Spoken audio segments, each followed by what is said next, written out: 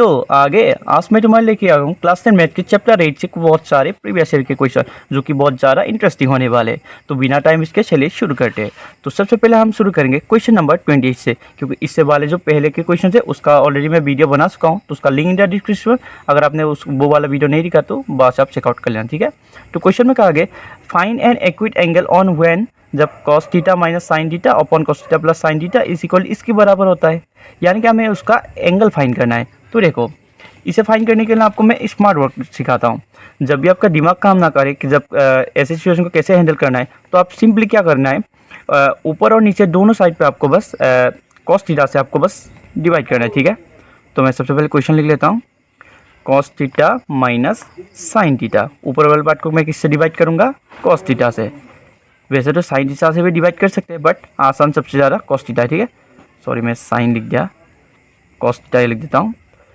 फिर नीचे लिख दो कॉस थीटा अपॉन में होगा कॉस थीटा, फिर हो गया प्लस साइन थीटा अपॉन में हो जाएगा आपका कॉस थीटा, इस तरीके से। अब यहाँ पे देख सकते हैं कॉस और कॉस कैंसिल हो सकता है कितनी बार, एक बार में। अब यहाँ पे देख कॉस और कॉस कैंसिल होगा कितनी बार, एक बार में। तो मैं यहाँ पे लिख सकता हूँ 1 minus sine theta by cos theta होता है आपका टेन थीटा के बराबर, और नीचे रह गया 1 प्लस में टेन थीटा यहाँ पे। अब यहाँ पे क्वेश्चन में देखो, यहाँ पे लिखना क्या 1 का मतलब 1 है, माइनस पेन माइनस रहेगा, टेन थीटा की जगह कितना है यहाँ पे देखो √3। अब नीचे भी देखो 1 की जगह पे 1 है, प्लस की जगह प्लस है, लेकिन टेन थीटा की जगह क्या पे √3। यानी कि मैं इससे एक कंक्लूजन निकाल सकता हूँ कि हमें टेन थीटा की जगह पे हमें गिवन है √3, और हमें पता है कि टेन थीटा इक्वल टू कितना होता है, √3 कब आता है, वो होता है आपका 1045 डिग्री में। 10 से 10 कैंसिल हो गया, तो थीटा की वैल्यू कितना आ गया आपका 45, यानी कि ये हो गया हमारा करेक्ट आंसर, ठीक है। कौन सा ऑप्शन में सही है, ऑप्शन सी हो गया हमारा करेक्ट आंसर। अब हम आते हैं क्वेश्चन नंबर 29 की। तो क्वेश्चन नंबर 29 में कहे इन द गिवन फिगर, इस फिगर में d is the mid point of BC, then the value of cot y और cot x की वैल्यू निकालना है। तो देखो क्वेश्चन में हमें गिवन है कि d is the mid point of BC। अब हमेशा एक चीज़ याद रखना, कोई अगर किसी चीज़ का मिड पॉइंट है ना, तो वो हमेशा इक्वल डिस्टेंस में उसको डिवाइड करेगा। यानी कि d किसका मिड पॉइंट है, BC का है ना, यहाँ पे d है, BC इधर है, तो इक्वल डिस्टेंस में ही इन दोनों को इसने डिवाइड किया होगा। तो यानी कि इसकी वैल्यू, इसकी जगह पर हम a रखूँ तो इसका भी कितना होगा, a होगा। तो यानी कि मैं ए मान लेता हूँ, ठीक है। कैलकुलेशन में इससे इजी हो जाएगा। तो हमें निकालना है cot y और cot x। तो मैं क्वेश्चन लिख लेता हूँ, cot y निकालना है अपॉन में cot x, इस तरीके से। अब हमें पता है कि जब मैं ट्रिगोनोमेट्रिक रेशियो का यूज़ करूंगा, cot का मतलब होता है बेस अपॉन में परपेंडिकुलर, ठीक है। तो यानी कि y या x दोनों का मुझे बेस अपॉन में परपेंडिकुलर ही निकालना है। अब मुझे y के बारे में बताया ना यहाँ पे y एंगल, तो इस एंगल के अकॉर्डिंग बेस कौन सा होगा, जिसके साथ चिपका हुआ है वही तो बेस होगा ना। तो ये हो गया आपका बेस, और उसका ऑपोजिट साइड होता है आपका परपेंडिकुलर, ठीक है। इतना पता चल गया। तो इसके अकॉर्डिंग देखो, मुझे सबसे पहले बेस चाहिए। बेस क्या है आपका AC, और क्या है आपका परपेंडिकुलर कौन सा आपका, ये पूरा पार्ट BC y के अकॉर्डिंग, ठीक है। y कितने पे देखो, टोटल एंगल है ना, तो टोटल ही लेना होगा। टोटल को मैं क्या CD प्लस BC लिख सकता हूँ, या फिर मैं ऐसा भी लिख सकता हूँ कि 2 है ना इधर, तो मैं ट्वाइस से लगा देता हूँ, टोटल है ना तो टोटल लगा दें। अब cot x, ठीक है, x के अकॉर्डिंग क्या होगा देखो, x के अकॉर्डिंग बेस ये है, परपेंडिकुलर भी यही है, तो x तो इतना इट्टू सा ही पार्ट है ना, तो इट्टू सा पार्ट ही हम लेंगे। तो हमारा यहाँ पे आ गया बेस आ गया AC, और फिर यहाँ पे क्या आ रहा है परपेंडिकुलर कौन सा, ये वाला पार्ट, ये टोटल पार्ट नहीं है, ठीक है, प्लस इट्टू सा पार्ट है। तो इट्टू सा पार्ट के लिए मैं यहाँ पे A लगा देता हूँ। और जब कैलकुलेशन में आपको यहाँ पे प्रॉब्लम दिखाई दे रहे, तो बस इसका कर दो रेसिप्रोकल। तो रेसिप्रोकल कैसे कटे, इनटू इसका हो जाता है उल्टा, तो ऐसे चला गया नीचे। इसको इससे कैंसिल करो, इसको इससे कैंसिल, एक बार गया, तो हमारा आंसर आ गया 1/2। तो 1/2 हो गया हमारा करेक्ट आंसर। तो यहाँ पे दिखा देता हूँ। तो कौन सा ऑप्शन में सही है, option B will be the correct answer. अब हम आते हैं क्वेश्चन नंबर 30 की तरफ। क्वेश्चन नंबर 30 में क्या है, the value of cos 1 degree, cos 2 degree, cos 3 degree, cos 4 degree and cos 90 degree is कितना होगा।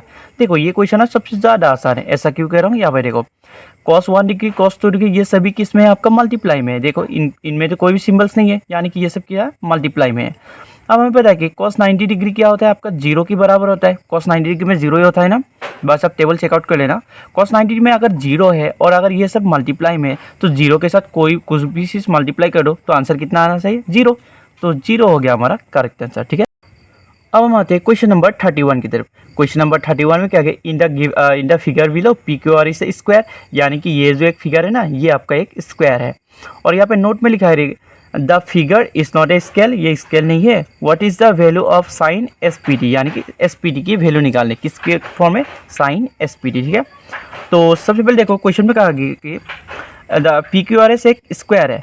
अगर ये स्क्वायर है तो इसका हर एक एंगल कितने डिग्री का होगा, 90 डिग्री का, ठीक है। यहाँ पे मैं ऑलरेडी बक्सा बना के रखा हूँ, तो हर एक एंगल 90 डिग्री का होगा।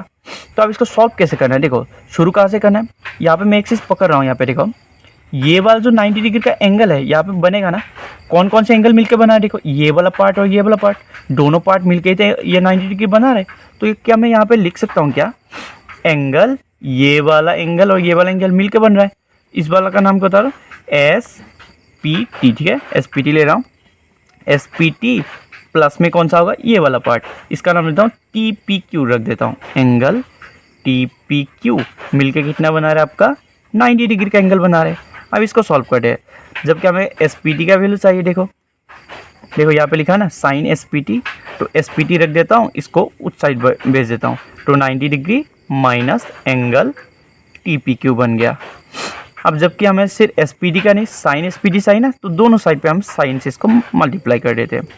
तो sine angle S P T आ गया इज इक्वल टू हो गया आपका साइन, ब्रैकेट में बन करता हूँ, 90 degree minus angle T P Q, इस तरीके से। अब हमें एक चीज़ बताए कि साइन 90 डिग्री माइनस एक एंगल, ठीक है, यानी ए मान लेता हूँ यहाँ पे, तो वो किसके बराबर होता है, वो बराबर होता है आपका कॉस ए की। ए यानी कि एंगल में कौन सा है, लिखो, लिख दो टी पी क्यू, ठीक है, आपके बुक में यहाँ पर, तो बात आप चेकआउट कर लेना। यानी कि इससे कंक्लूजन निकल के आता है, देखो साइन एस पी टी, ठीक है, sine S P T equal होगा कॉस टी पी क्यू। यानी कि अगर मैंने कॉस टी पी का वैल्यू निकाल लिया ना, तो वो भी किसके बराबर होगा, साइन एस पी टी का।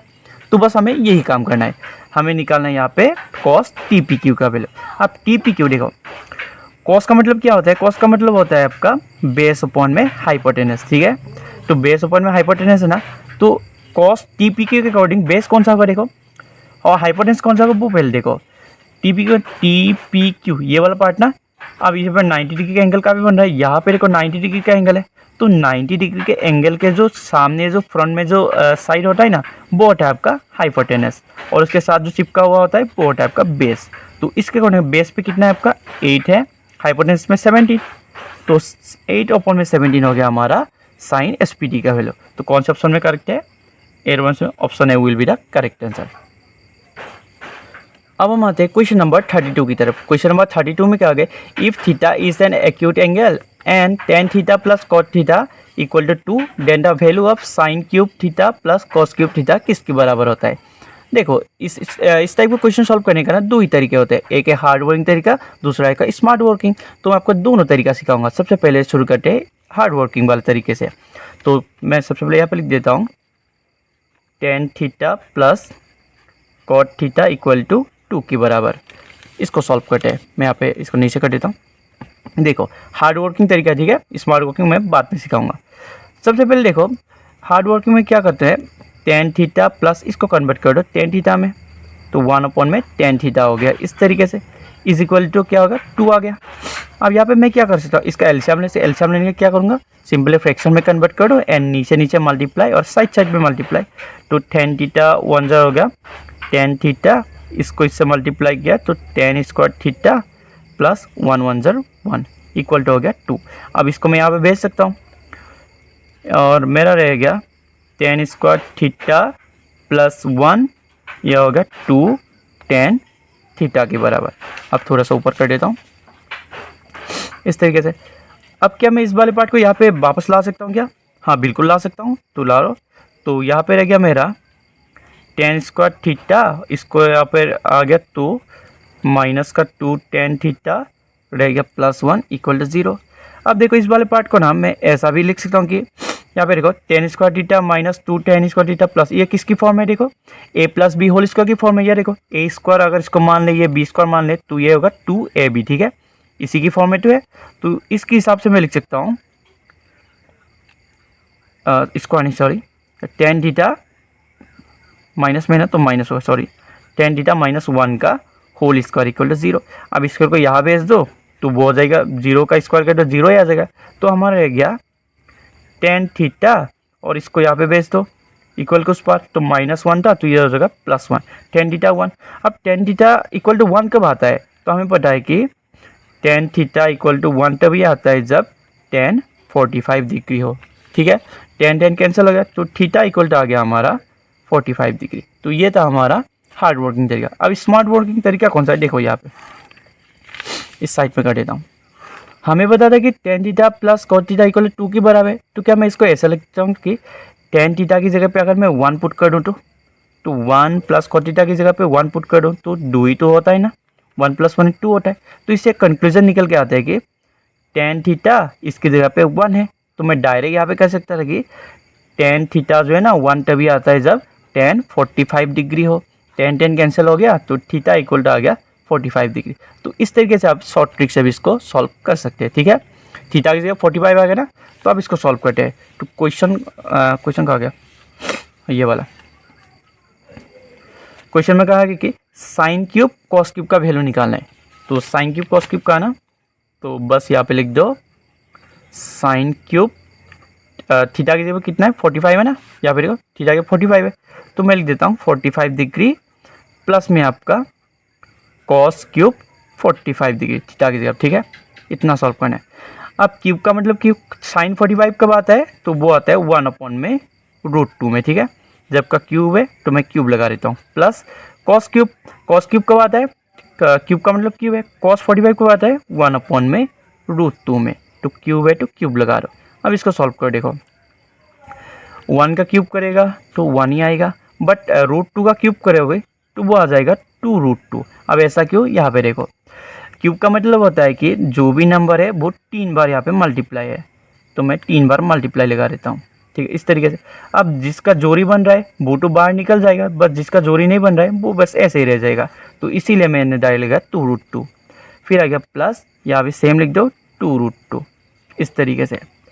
अब यहाँ पे देखो अब इस वाले पार्ट को मैं एलसीएम ले सकता हूँ, नीचे सेम है ना तो सेम में से एक एलसीएम आएगा, तो 1 प्लस में 1 हो गया 2, इससे इसको कैंसिल किया तो आ गया हमारा 1/√2। ठीक है, और हमें एक चीज़ पता है कि कोई भी चीज़ क्लास 9 में हमें पढ़ा था कि डिनोमीटर में कभी भी इरेशनल नंबर नहीं रह सकता, यानी कि रूट है ना तो वो रूट पे नहीं रह सकता। तो उसको रेशनलाइज करने का एक ही तरीका होता है कि ऊपर और नीचे वही सेम चीज़ से उसको मल्टीप्लाई कर दो, इस तरीके से।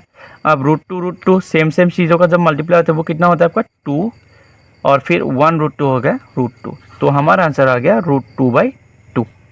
तो √2/2 कहाँ पे? यहाँ पर देखो ऑप्शन सी हो गया हमारा करेक्ट आंसर।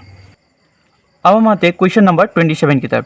27 में क्या आ गया? If 5 tan beta equal to 4 then 5 sin beta, इस तरीके से इसका वैल्यू फाइंड करना है।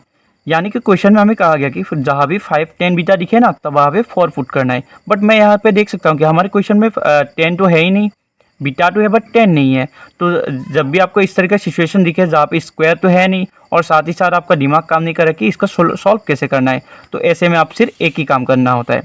तो ऊपर और नीचे ना दोनों में होता है आपका साइन थीटा या कॉस थीटा से किसी से भी आपको बस मल्टीप्लाई कर देना है। ठीक है, मल्टीप्लाई नहीं सॉरी डिवाइड कर देना होता है। तो डायरेक्ट में डिवाइड कर रहा हूँ। ठीक है, 5 ये हो गया साइन बीटा, इसको किससे डिवाइड कर रहा हूँ मैं? कॉस बीटा से। ठीक है, जबकि बीटा है ना थीटा की जगह पे तो बीटा पुट कर रहा हूँ, -2 कॉस बीटा अपॉन में किससे मल्टीप्लाई करूँगा और किससे डिवाइड करूँगा? कॉस बीटा से। या नीचे भी सेम प्रोसेस कर दो, यहाँ पे फाइन है और 5 साइन बीटा अपॉन में क्या हो जाएगा? कॉस बीटा, माइनस यहाँ पे 2 सॉरी प्लस है 2 कॉस बीटा अपॉन में हो जाएगा आपका कॉस बीटा, इस तरीके से। एंड यहाँ पे देखो कॉस से कॉस कैंसिल तो कितना हो जाएगा 1, कॉस से कॉस कैंसिल कितना हो जाएगा 1। तो यानी कि मैं यहाँ पे पुट कर सकता हूँ, यहाँ पे हो गया 5 और sine theta by cos theta वो बराबर होता है बच्चों आपका tan बीटा की। ठीक है, -2 1 0 कितना 2 अपॉन में हो गया 5, फिर sine theta by cos theta वो होता है आपका tan की बराबर, तो tan बीटा पुट कर दो प्लस 2 1 0 2, इस तरीके से। अब मैं इसको सॉल्व करता हूँ। 5 tan बीटा क्वेश्चन में ज़रा एक बार नज़र डालो, 5 tan बीटा की जगह पे क्या पुट करने को कहा हमें? 4, तो 5 tan बीटा की जगह पे हम 4 पुट कर सकते हैं। -2, यहाँ भी 4 पुट कर दो +2, और जब इसको सॉल्व करोगे तो क्या आएगा, 4 में से 2 गया तो 2 रह गया, और 4 + 2 हो जाएगा आपका 6, और इसको कट्टम कटाएगा 2 1 ज़ा 2, 2 3 ज़ा 6, तो 1/3 हो गया हमारा राइट आंसर। ठीक है, तो 1/3 कौन सा है, ऑप्शन ए हो गया हमारा करेक्ट आंसर। तो ऐसे और भी वीडियोज़ के लिए लाइक ज़रूर करना।